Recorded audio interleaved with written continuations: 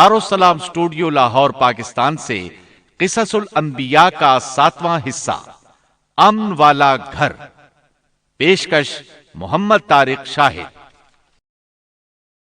جب انسان اللہ کے احکام کو بجا لائے تو اس کے دل سے فقر و فاقے کا خوف نکل جاتا ہے اور اللہ اسے طرح طرح کے انعامات سے نوازتا ہے۔ انسان جب تک اللہ کے احکام کو بجا لاتا رہے گا تب تک اللہ کی نصرت اور اس کی تائید شامل حال رہے گی۔ چنانچہ جو ہی ہاجرہ علیہ السلام کو پتا چلا کہ انہیں تنہا چھوڑ جانا اللہ کے حکم کی بنا پر ہے تو فوراً یقین بھرے لہجے میں بولی، تب اللہ ہمیں ضائع نہیں کرے گا، یہ کہہ کر وہ اپنے شیر خوار بچے کی طرف پلٹ گئیں۔ خوراک اور پانی چند دن میں ختم ہو گئے، پانی کا ایک قطرہ پاس نہ رہا۔ اب پانی کی تلاش شروع کی، لیکن اپنے لیے تو درکنار، ماں کو بیٹے کے لیے بھی پانی نہ ملا نہ خوراک۔ اب بچہ لگا بھوک سے بلکنے، خوراک نہ ملنے کی وجہ سے ماں کا دودھ بھی خشک ہو گیا تھا۔ عورت کتنی بھی باحوصلہ ہو اپنے بچے کو بھوک سے بلکتے نہیں دیکھ سکتی۔ اب انہوں نے بچے کو وہیں چھوڑا اور تیزی سے قریبی پہاڑی صفا کی طرف لپکی۔ اوپر چڑھ کر ادھر ادھر نظر دوڑائی کہ شاید کسی طرف پانی یا خوراک نظر آ جائے یا کسی انسان کی جھلک نظر آ جائے۔ جب کچھ نظر نہ آیا تو نشیب کی طرف چلی، ساتھ میں بچے کی طرف بھی دیکھتی جاتی تھی۔ نشیب میں پہنچی تو بچہ نظروں سے اوجھل ہو گیا۔ اس پر اور بے چین ہوئی اور بلندی کی طرف دوڑی۔ اس طرح مروہ پہاڑی پر چڑھ گئیں۔ وہاں بھی چاروں طرف نگاہ دوڑائی لیکن کچھ نظر نہ آیا۔ خیال آیا کہ پھر کوشش کرنی چاہیے۔ اس خیال سے مروہ پہاڑی سے اتری اور صفا کی طرف چل دی۔ درمیان میں نشیب کی وجہ سے بچہ نظر نہ آیا تو دوڑنے لگی۔ اس طرح پھر صفا پر چڑھ گئیں۔ اللہ اکبر! ایک تو عورت ذات کمزور، پھر بھوک پیاس سے نڈھال، اس پر کس قدر سعی اور کوشش میں مصروف، وہ بھی اپنے بچے کے لیے۔ بہرحال بار بار کوشش کے خیال سے انہوں نے صفا اور مروہ پہاڑیوں کے درمیان 7 چکر لگائے۔ یہی وجہ ہے مسلمان عازمین حج صفا و مروہ کے درمیان سعی کرتے ہیں تاکہ اس واقعے کی یاد تازہ ہو جائے۔ جب وہ آخری مرتبہ مروہ پر پہنچی تو انہوں نے ایک آواز سنی۔ یہ آواز اسماعیل علیہ السلام کے قریب سے آئی تھی۔ انہوں نے پوری توجہ سے آواز کو سننے کی کوشش کی اور جلدی سے اسماعیل کے قریب پہنچی۔ کیا دیکھتی ہیں؟ اسماعیل کے قدموں کے نیچے سے پانی پھوٹ رہا ہے، کیونکہ جبریل علیہ السلام کو اللہ نے اس صابرہ خاتون کی مدد کے لیے بھیجا تھا۔ انہوں نے زمزم والی جگہ پر اپنا پر مارا تو اسماعیل کے قدموں کے پاس سے ایک عظیم چشمہ رحمت نمودار ہوا۔ مستقبل کے پیغمبر کے قدموں کے نیچے سے اللہ نے جبریل فرشتے کے ذریعے زمین پھاڑ کر پانی نکال دیا۔ یہی آب زمزم کا آغاز تھا۔ ہاجرہ علیہ السلام پانی کو آنکھیں پھاڑ پھاڑ کر حیرت سے دیکھ رہی تھی۔ ان کی خوشی کی انتہا نہ رہی جب انہوں نے دیکھا پانی پھوٹ پھوٹ کر چاروں طرف بہ رہا ہے۔ زمین ہموار تھی، اس لیے انہوں نے زمین کو کھودنا شروع کر دیا تاکہ پانی ادھر ادھر نہ بہ جائے۔ پھر انہوں نے اس گڑھے کے چاروں طرف پتھر رکھ دیے اور زبان سے بولی، زم زم۔ اس کا مطلب ہے رک جا۔ نبی اکرم صلی اللہ علیہ وسلم کا فرمان ہے، رحم اللہ اسماعیل لولا انها عجلت لكانت زمزم عینا معینا۔ اللہ اسماعیل کی والدہ پر رحم فرمائے، اگر وہ جلد بازی سے کام نہ لیتی تو زمزم ایک بہنے والا چشمہ ہوتا۔ لیکن انہوں نے اس کے گرد بند باندھ دیا۔ انہیں دراصل اس وقت پانی کی شدید ضرورت تھی، اس لیے انہوں نے پانی کو اپنے پاس جمع کر لیا تاکہ بہہ کر ضائع نہ ہو جائے۔ انہوں نے اسماعیل کو پانی پلایا، خود بھی خوب پیا، اور یہ اللہ تعالی کی طرف سے ان کی مہمان نوازی تھی۔ وہاں کوئی اور انسان نہیں تھا، نہ کھانے کی کوئی چیز تھی، بس یہی آب زمزم ان کے لیے کھانے اور پینے کا کام دے رہا تھا۔ اب چونکہ زمزم ایک چشمہ بن گیا تھا اس لیے پرندے بھی آنے لگے۔ انہی دنوں عرب کے قبیلوں میں سے ایک قبیلہ بنو جرہم یمن کو خیر باد کہہ کر اس طرف آ رہا تھا۔ یمن میں ایک بہت بڑا ڈیم تھا۔ پہاڑوں کے درمیان انہوں نے پانی کو روک کر ایک بہت بڑا بند قائم کر رکھا تھا۔ اس سے پورا سال آسانی سے کھیتی باڑی کرتے تھے۔ اس ڈیم کی بدولت ان کا آب پاشی کا نظام بہت اچھا تھا۔ جب اس ڈیم کو اللہ تعالیٰ نے توڑا تو تمام لوگ وہاں سے منتشر ہو گئے اور جزیرہ عرب کے اطراف میں منتقل ہونے لگے۔ وہیں سے ہجرت کرنے والا ایک قبیلہ بنو جرہم تھا۔ یہ لوگ بنیادی طور پر عرب تھے۔ یہ قبیلہ سفر میں رہتا، جہاں کہیں پانی اور چراگاہ نظر آتے وہیں پڑاؤ ڈال دیتے۔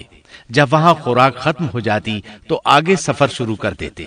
چونکہ وہ بہت بڑے تاجر تھے، اس بنا پر ان راستوں سے خوب واقف تھے۔ انہیں چشموں کا خوب علم تھا۔ ملک شام کی طرف بھی ان کی آمد و رفت تھی۔ یہ قبیلہ بنو جرہم مکہ کے قریب پہنچا تو فضا میں پرندوں کو منڈلاتے پایا۔ کہنے لگے ان پرندوں کی موجودگی میں ضرور کوئی راز ہے۔ اب انہوں نے اپنے کچھ آدمی اس طرف بھیجے۔ یہ لوگ جلد ہی چشمے تک پہنچ گئے۔ انہوں نے وہاں ایک عورت اور اس کے بچے کو پایا۔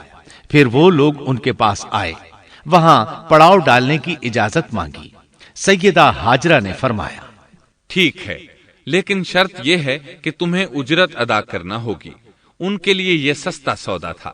ان کے پورے قبیلے کو سامان زندگی مل رہا تھا، جبکہ صرف ایک عورت اور اس کے بیٹے کی ذمہ داری ان پر عائد ہو رہی تھی۔ انہوں نے فوراً حامی بھر لی اور وہاں رہائش اختیار کر لی۔ اس طرح یہ لوگ سیدہ ہاجرہ علیہ السلام کی معیشت کا ذریعہ بن گئے، اور اس طرح سیدنا اسماعیل علیہ السلام بنو جرہم میں پرورش پاتے رہے۔ انہوں نے ان لوگوں سے عربی سیکھ لی اور ان سے بھی زیادہ عربی دان بن گئے۔ فصاحت اور بلاغت سے عربی میں بات چیت کرنے لگے۔ پھر ان کی اس قبیلے میں شادی ہو گئی۔ ان کی اولاد سے عرب قوم کا آغاز ہوا۔ انہی میں سے سرور کائنات محمد صلی اللہ علیہ وسلم کی ولادت باسعادت ہوئی۔ بنو جرہم کی آمد اور آبادی ابراہیم علیہ السلام کی دعا کا نتیجہ تھی۔ جب انہوں نے اپنی بیوی اور بچے یعنی دو کمزور انسانوں کو اس ویران جگہ چھوڑا تھا تو یہ دعا مانگی تھی، ربنا انی اسکنت من ذریتی بواد غیر ذی زرع عند بیتک المحرم۔ اے ہمارے پروردگار، میں نے اپنی کچھ اولاد اس بے آباد جنگل میں تیرے حرمت والے گھر کے پاس بسائی ہے۔ یہاں یہ سوال پیدا ہوتا ہے کہ کیا اس وقت بیت اللہ کی تعمیر ہو چکی تھی؟ درست بات یہ ہے کہ اس وقت خانہ کعبہ کی تعمیر نہیں ہوئی تھی۔ پھر سوال پیدا ہوتا ہے کہ کیا ابراہیم علیہ السلام کے زمانے سے پہلے اس کی تعمیر ہو چکی تھی یا صرف جگہ ہی معروف تھی؟ اس بارے میں دو طرح کی روایات ہیں۔ بعض میں آتا ہے کہ صرف اس کی جگہ معروف تھی، اور بعض میں ہے کہ ابراہیم علیہ السلام سے پہلے شیس علیہ السلام نے اس کو تعمیر کیا تھا، اور وہ گردش ایام کے ساتھ ساتھ منہدم ہو کر ختم ہو گیا۔ لیکن بہرحال اس کی جگہ معلوم تھی اور وہی پہلا گھر تھا، جیسا کہ اللہ نے خبر دی ہے۔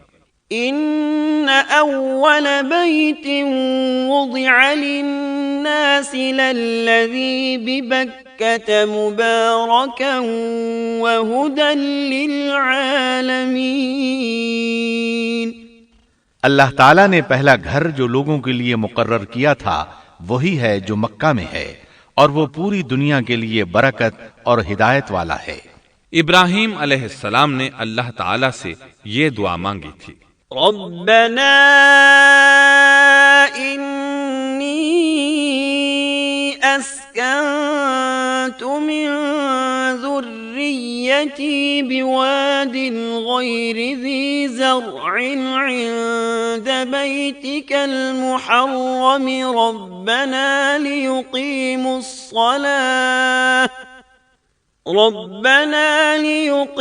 الصلاة فاجعل أفئدة من الناس تهوي إليهم وارزقهم من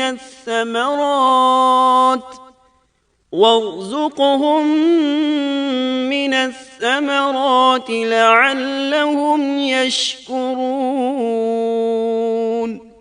اے ہمارے پروردگار، میں نے اپنی کچھ اولاد اس بے کھیتی کے جنگل میں تیرے حرمت والے گھر کے پاس بسائی ہے۔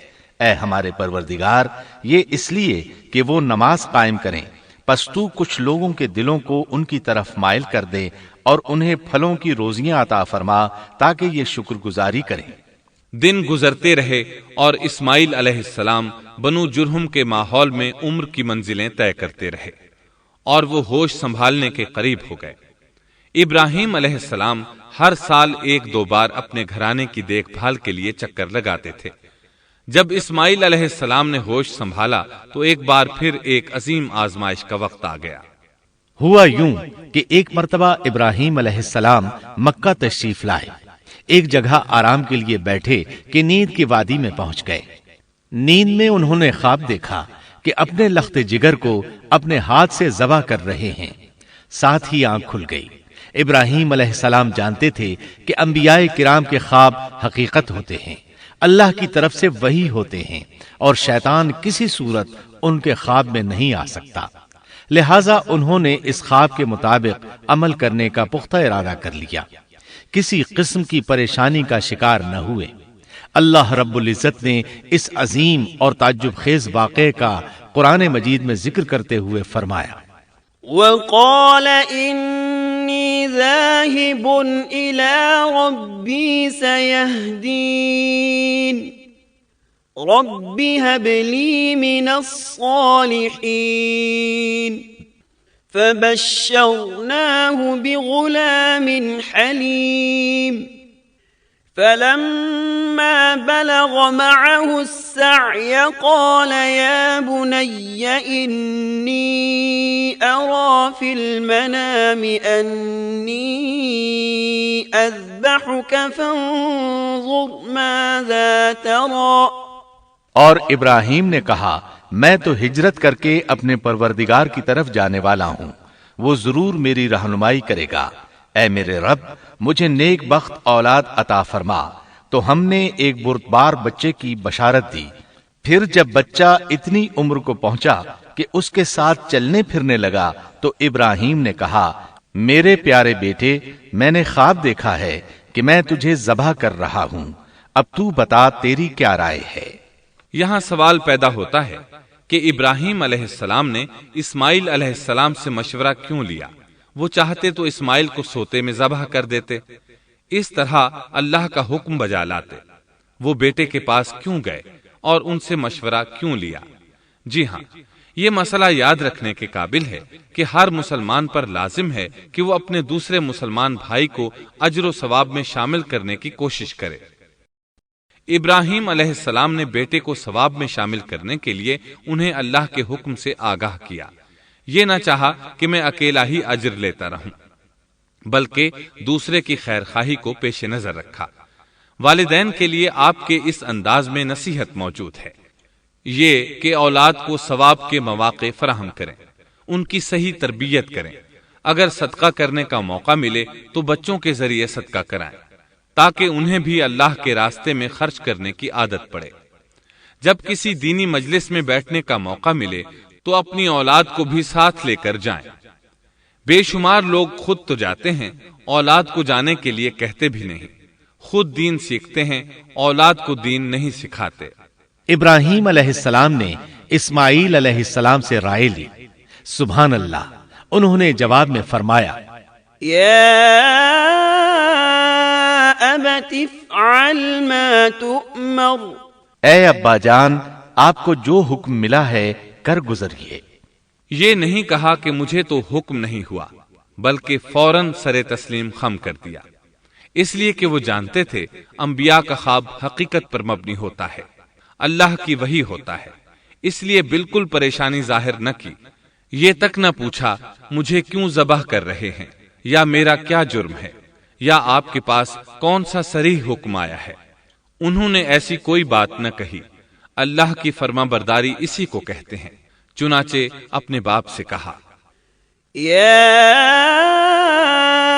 ابت افعل ما تؤمر ستجدنی ان شاء اللہ من الصابرین۔ اے ابا جان، آپ کو جو حکم ہوا ہے اس کو کر گزریے، انشاءاللہ آپ مجھے صبر کرنے والوں میں پائیں گے۔ علماء کرام فرماتے ہیں اس جملے سے ان کا انتہائی ادب اور احترام شامل ہے، اور اس میں زبردست توکل موجود ہے۔ یہ نہیں کہا کہ آپ مجھے صبر کرنے والوں میں سے پائیں گے، بلکہ آپ نے اللہ کی مشیت کو جملے میں شامل کیا اور فرمایا انشاءاللہ آپ مجھے صبر کرنے والوں میں سے پائیں گے۔ لہٰذا مسلمانوں کو دھوکے میں نہیں پڑنا چاہیے۔ یہ نہ کہے میں سفر کروں گا، میں فلاں کام کروں گا، میں فلاں کام کے کرنے کی طاقت رکھتا ہوں، بلکہ یوں کہے اللہ نے چاہا تو میں سفر کروں گا، اللہ نے چاہا تو فلاں کام کروں گا۔ اپنے علم اور طاقت کے دھوکے میں پڑنا سراسر نادانی ہے۔ ہر چیز کا تعلق اللہ سے قائم کرے، جیسا کہ اللہ تعالیٰ فرماتے ہیں وَلَا تَقُولَنَّ لِشَيْءٍ إِنِّي فَاعِلٌ ذَلِكَ غَدًا إِلَّا أَن يَشَاءَ اللَّهُ، اور ہرگز کسی کام پر یوں نہ کہنا کہ میں اسے کل کروں گا، مگر ساتھ ہی انشاءاللہ کہہ لینا۔ اپنی زبان کو اللہ کے ذکر سے سجا کر رکھو اور ہمیشہ اپنے معاملات کو اللہ کی طرف لوٹاؤ۔ بہرحال باپ بیٹا دونوں ہی مصمم ارادے کے ساتھ اللہ کا حکم پورا کرنے کے لیے پیش ہو گئے۔ اسماعیل علیہ السلام نے اپنے والد محترم سیدنا ابراہیم علیہ السلام سے کہا جب آپ مجھے ذبح کرنے لگیں تو میری پیشانی کو زمین پر رکھ دیجیے گا تاکہ آپ کو میرا چہرہ نظر نہ آئے اور کہیں آپ کے ہاتھ رک نہ جائیں، چہرہ دیکھ کر آپ پر شفقت پدری غالب نہ آ جائے۔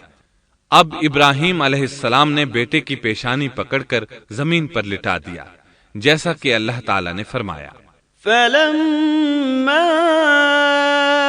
أَسْلَمَا وَتَلَّهُ لِلْجَبِينِ، جب دونوں مطیع ہو گئے اور ابراہیم نے اسے پیشانی کے بل لٹا دیا۔ اب انہوں نے چھری پکڑی اور گردن پر چلا دی، لیکن چھری نے گردن نہ کاٹی، بالکل اسی طرح جیسے آگ نے ابراہیم کو نہیں جلایا تھا، اس لیے کہ چھری میں کاٹنے کی طاقت اور آگ میں جلانے کی صلاحیت اللہ کے حکم کے بغیر نہیں آ سکتی۔ اللہ نے دونوں سے یہ طاقتیں سلب کر لی۔ اب ابراہیم زور لگا رہے ہیں، ادھر اسماعیل علیہ السلام کہہ رہے ہیں ابا جان جلدی کیجیے، چھری چلائیے۔ اللہ تعالیٰ نے اس واقعے کا ذکر یوں فرمایا ہے فَلَمَّا أَسْلَمَا وَتَلَّهُ لِلْجَبِينِ، جب وہ دونوں مطیع ہو گئے اور ابراہیم نے اسے پیشانی کے بل لٹا دیا۔ اس مطیع ہونے سے مراد اللہ کے حکم کو نافذ کرنا ہے۔ اب ظاہر ہے مطیع تو وہ پہلے بھی تھے، لیکن یہاں اسلما یعنی مطیع ہونے سے مراد کامل اسلام ہے۔ نہایت واضح اور حقیقی اسلام مراد ہے، اس لیے کہ کامل اسلام وہی ہوتا ہے جس میں بغیر کسی تردد اور توقف کے اللہ کے امر اور نہی کی تصدیق کی جائے۔ یہ تھا حقیقی اسلام۔ ہاں تو چھری چلتی رہی، گلا نہ کٹا، اس لیے کہ امتحان اور آزمائش کی تکمیل ہو چکی تھی۔ یہ بات ثابت ہو چکی تھی کہ اللہ کا حکم نافذ کرنے میں دونوں پوری طرح کوشاں ہیں۔ اللہ تعالیٰ بھی فرما برداری ہی کا صلہ عطا فرماتے ہیں۔ چنانچہ آواز آئی قد صدقت الرؤيا إنا كذلك نجزي المحسنين إن هذا لهو البلاء المبين، ہم نے اسے پکارا اے ابراہیم تو نے خواب کو سچ کر دکھایا، یقیناً ہم اسی طرح نیکوکاروں کو جزا دیا کرتے ہیں، یقیناً یہ ایک کھلی آزمائش تھی۔